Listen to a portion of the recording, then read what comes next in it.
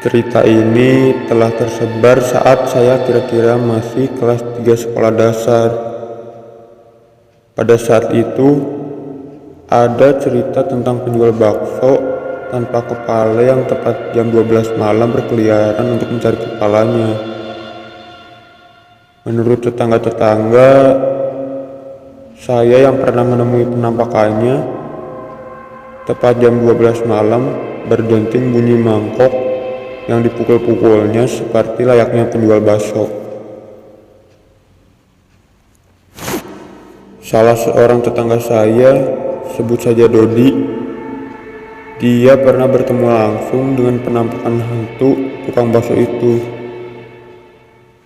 Suatu malam, tepat jam 12 tengah malam, terdengar suara mangkok dipukul-pukul, menandakan ada pedagang bakso yang lewat.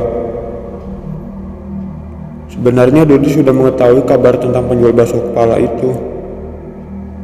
Cuman entah kenapa pada malam itu dia seakan-akan tidak ingat akan kabar itu. Mungkin karena lapar, jadi otak gak jalan.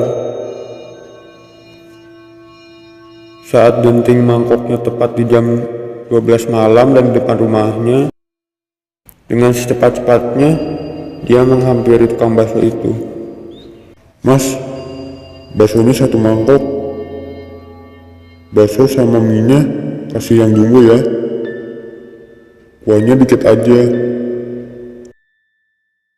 teriak Dodi sambil mencari sendal di depan rumahnya.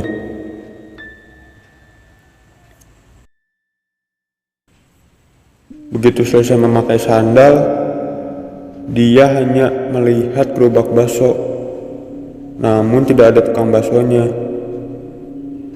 Bulu kuduk Dodi mulai merinding. Dia mulai teringat akan kabar-kabar yang sedang heboh-hebohnya dibicarakan.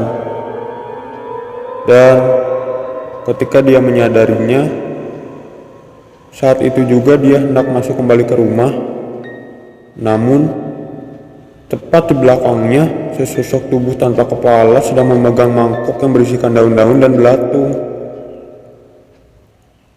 Saat itu juga Dodi berteriak keras hingga mengumpulkan warga, termasuk ayah saya. Namun, ketika warga telah berkumpul, Dodi sudah ditemukan dalam keadaan pingsan dan dengan tubuh bersimbah keringat. Setelah beberapa jam, Dodi pun siuman. Karena masih banyak orang yang berkumpul untuk mencari tahu tentang apa yang telah terjadi. Akhirnya, Dodi menceritakan semua kejadian yang dialaminya. Namun anehnya, tidak ada satupun warga yang mendengar dentingan tukang bakso. Nah, kita kembali ke awal. Mungkin ada yang bertanya-tanya, Kenapa bisa jadi ada si tukang bakso tanpa kepala itu? Oke, saya akan cerita sedikit yang saya tahu dan dengar dari sumbernya. Menurut cerita dari tetangga saya, sebut saja Pak Sudirman, dia adalah saksi mata terjadi pembunuhan tukang bakso tadi.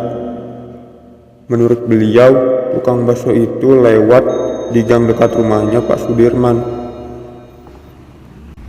Penjual bakso itu sebenarnya orangnya baik dan ramah. Baksonya pun sudah terkenal enak, ucap Pak Sudirman.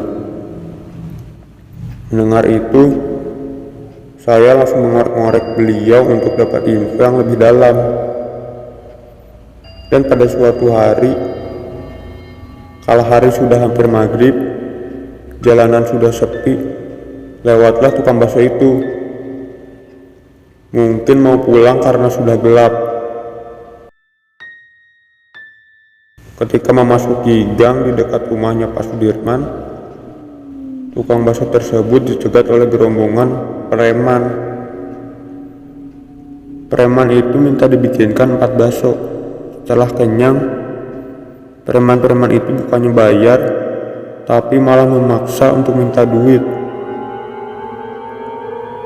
Karena tidak mau menyerahkan semua uang hasil dagangannya, si tukang bakso itu pun melawan.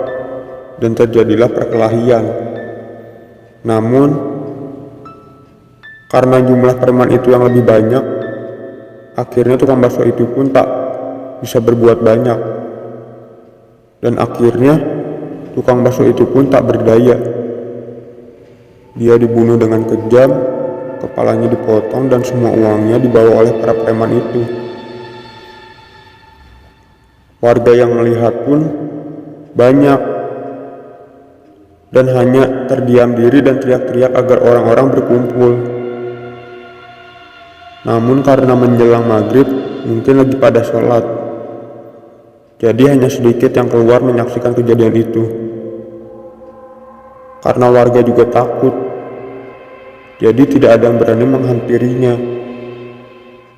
Sebulan sejak kejadian pembunuhan tukang bakso tersebut, polisi hanya menangkap satu pelaku saja, sedangkan sisanya ditemukan tewas mengenaskan.